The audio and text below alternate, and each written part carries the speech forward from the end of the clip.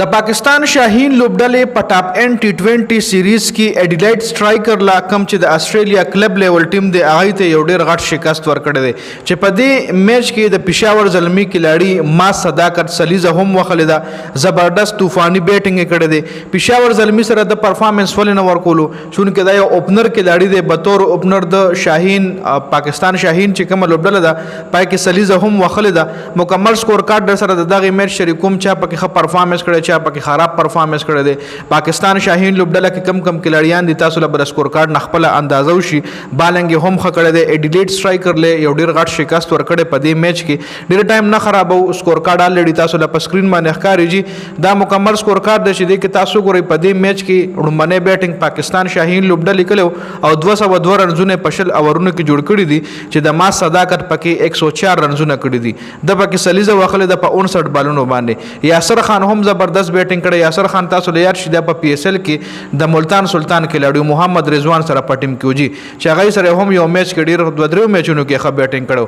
35 بال 51 یاسر خان هم کړی دي عبدالصمد 18 بال 25 رنزونه جوړ کړی دي محمد عرفان خان 4 بال 5 رنزونه د قسمت نه ځلېږي پته نه لګي چې سوالي ښه کلاړي دی خو نه کلیک کېږي چونکه پی سی بی د سنټرل کانټریکټ نه هم بهر کړی دی خا مبصر خان 2 بال 2 محمد فائق 1 بال 0 شاهد عزیز 1 بال 0 د ما صداقت بیټینګ په وجه باندې پاکستان 202 رنزونه کړی دي 15 پکې ایکسترا دی او شل اورونه مکمل وخلی دي خا دا کم چې اډیلیټ سټرایکر ټیم دی د کې کامفیل تامسن 3 اور کړی دي 27 رنزونه ور کړی وکټ یوم نه ټیم اوکله 3 اور 35 یو وکټ ایکستلې ده هینو جیکبز 2 اور 28 وکټ یوم نه جیرس واډیا 4 اور 25 یو وکټ هری منیټي 3 اور 31 درې وکټ د پکې خبالنګ کړی دی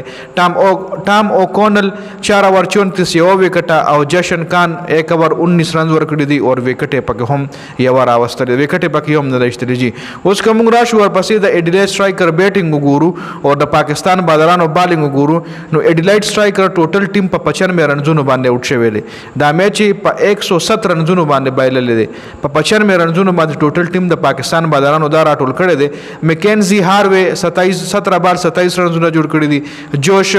کین 2 بال 0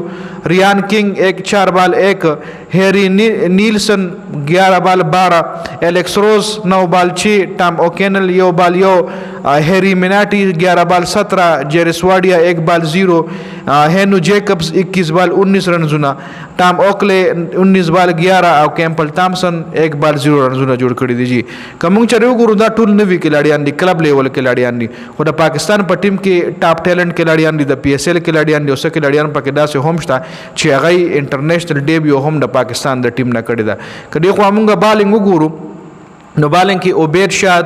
3 اور کړي 22 رنزونه ور کړي وکټ یوم نه رښتلې شاهد عزیز 2 اور 10 یو وکټه مبصر خان پکې 3 وکټ اشتلې کله بالنګ کړي 3 اور 19 رنزونه کنسیډ کړي دي مهران ممتاز 4 اور 20 2 وکټ فیصل اکرم 4 اور 19 2 وکټ ما صداقت یو بال کړي دي او یو وکټ پاره کې اشتلې ده او د دې میچ کم مین اف دی میچ ته هم ما صداقت ته جی نو دا مکمل سکور کارډو چې پاکستان شاهین لوبډلې د استرالیا کلب لیول چې کم ټیم دی اډیلیډ سټرایکر لا یو ډیر غټ شکست ورکړیو جی نو د ویډیو کتلو زیاته مننه والسلام